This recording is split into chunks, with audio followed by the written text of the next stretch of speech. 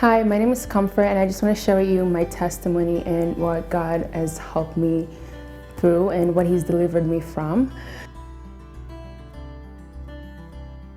So, when I was younger, I would say around 8 or 9, we had family friends that I would go over to their house. And there was one day I went over to their house, and first of all, there was like 3 of us. So when I went over to their house, no one was home, their sister was not home. So one of the kid was able to get like a DVD, and then he started playing it. And then of course it was like just adult movies, and it was just something like I've never seen before. I was just like surprised. I didn't know what I was looking at. But later on, it just kind of got stuck in my brain, and I was just very intrigued on like what I just saw, what I just watched.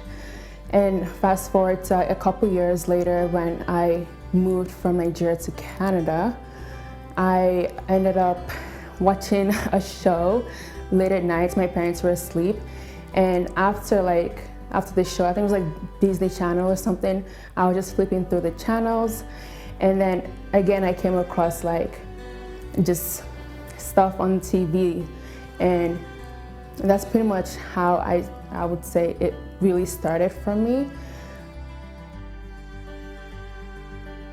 So how it negatively impacted me was when I was in junior high. I was fairly new to Canada, and I didn't really have much friends. So I was always alone, and for me, that was kind of like my escape. That was what took me away from reality. And just watching that just made me forget about like the world and forget about like, you know, what I need to face and what was going on in my life. But it really negatively impacted me in the sense that it made me more depressed actually. Like I was already depressed, but now it's like it was another level of depression, because I knew it was bad. I didn't really like the feeling I got afterwards. I just felt like, you know, as a child of God, like I shouldn't be watching this stuff. But for some reason I couldn't stop. Like it was so hard. Like it became an addiction. And this went on like over the years, from I would say junior high, high school, and even like into college. I actually got delivered twice. The first time I got delivered was probably a year ago or so, and I was basically just looking for a new church, and I came across Cornerstone. And one day I was talking to the pastor, and I was just kind of sharing the pastor some of the stuff I was going through, just family, personal stuff going on in my household. And then the pastor said there's some other stuff that I'm going through that I'm not sharing. And then I knew exactly what he was saying. Like I knew he was referring to like my pornography addiction, and also like masturbation and like premarital sex. So I shared all that with the pastor, and he prayed over me. And after that prayer, I didn't feel anything, but then I knew like the urge was gone, the desires were gone. I didn't feel the need to do anything regarding my sexual desires. So I would say 3-4 months I was okay. I didn't do anything. I didn't watch porn. I didn't like do anything. I was pure. I was good, and I was super happy. Like I didn't know that would ever happen. Like I didn't know I could ever be delivered. But then I left the church. I left Cornerstone, and I decided to seek another church. I didn't think it was the church for me at the time. But then during that time, as I was looking for a different church, I also was meeting new people and just be around the wrong crowd. And that just took me back to where I was at before.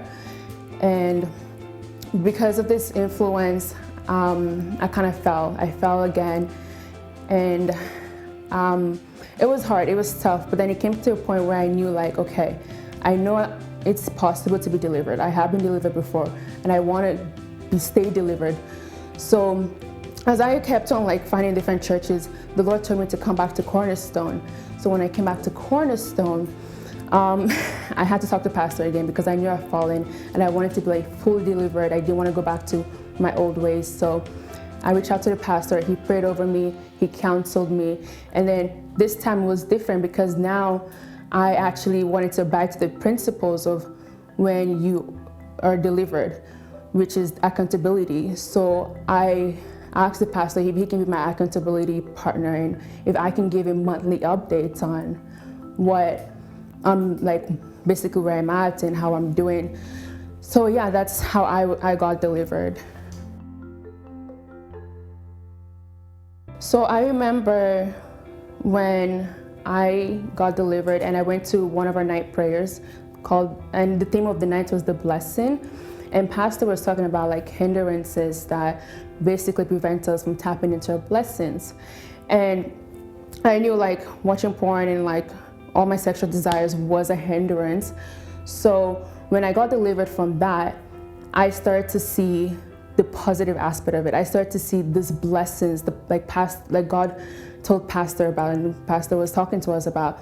And there were just doors that was opening up for me, and I could just see like God, I was getting closer to God, and I could just hear God speaking to me and telling me like what I need to do. And these were just stuff that I would have never imagined if I was still back in the position I was, because I wasn't giving God the time and my head wasn't where it's supposed to be at. So positively, it has really, really blessed me in so many ways, financially, physically, socially. I've just had better relationships with people. Also, another thing is it's increased my self-esteem, because I know like when you watch porn, you don't feel good about yourself. Because now you're like comparing yourself to what you see on the screen. And now that you're not doing that anymore, you're basically your own competition. You're trying to better yourself. You're not comparing yourself to what you're seeing because you know it's not real, it's fake. So my self-esteem has increased tremendously. Also, I've just been happier. I've like the amount of joy in my life has just been amazing. And now I've gained so much time, because if you think about it, when you watch porn, that's like so much time you've wasted. You can just be on the screen watching it for hours and not know, and it will just pass by. So that's another thing, like the time I've gained that I've used and I've allocated into just better things and valuable things in my life, like family and like my career and education. So yeah, this is some of the things that I know has positively influenced me, but there's so much more. So I just want to encourage you guys to, if this is something you're struggling with, it's not impossible to be delivered from. And I'm gonna share a Bible verse that has helped me. And this is from Matthew chapter 5, 29 to 30. And it says, if your right eye causes you to sin, throw it out and throw it away. For it is better that you lose one of the parts of your body than for your whole body to be thrown into hell. And if your right hand causes you to sin, cut it off and throw it away. For it is better that you lose one of the parts of your body than for your whole body to go into hell. And then another Bible verse that has also helped me is from Matthew 12, 43 to 45. When an unclean spirit comes out of a person, it roams through waterless places looking for rest, but doesn't find any. And it says, I will go back to my house that I come from. Returning, it finds the house vacant, swept, and put in order. Then it goes and brings with it 7 other spirits and settles down there. As a result, that person's last condition is worse than the first. That's how it will also be with this evil generation. So these Bible verses has really helped me to overcome my addiction, and especially with the Matthew 12, 43 to 45. This was a Bible verse that my pastor shared with me when I went to go see him. And it just really spoke to me, because it makes me realize that every time you fall, whenever you want to stop, you are like inviting like more spirits back, and the states where you were at now becomes worse. Now you're more addicted, now you want more. That's why it's important to like try not to fall. But another, like, there's been a couple revelation the Lord has also spoke to me about that's really helped me to seek deliverance. And one particular, it's kind of a funny one, but it made me really understand like why I needed to stop.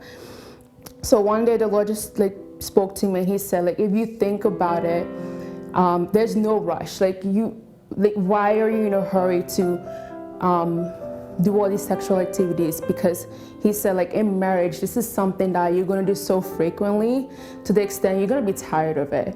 You know, like you and your husband are really going to, or wife, you guys are really going to be getting it like on. So what's the point of rushing that? Like, just take your time. There's a season for everything in life, and that season is going to come. So look forward to that season and use this time you have right now to build a relationship with Christ and to keep yourself pure and holy, and to just really, really overall take care of yourself and not let the devil use these things to bring you down and to remove you from having an eternal life. So I guess that's my encouragement to you. If you feel like this is something you're struggling with, definitely talk to someone about it, because keeping it to yourself will just make you keep doing it, because now you don't have any accountability. So if that's like a pastor, a leader, you want to talk to someone who can relate and someone who can pray over you. And also you want to get an accountability partner, and you want to follow these principles, because that's what's going to help you stay on track. Because yes, it's one thing to be delivered, but then if you're not putting in the work to stay delivered and sharing your testimony and also trying to like update someone about how you're doing, it's so easy to fall back. So I really encourage you, if you're struggling with this, a lot of people are struggling with this, you're not the only one. So don't feel ashamed to share what you're going through, because I was so ashamed, and shame is what the devil puts in you, and shame is what the devil prevents you from sharing. So don't let that shame stop you from tapping into your destiny. I just want to end saying, if you don't know Jesus, I dare you to try Jesus, and your life will never be the same again.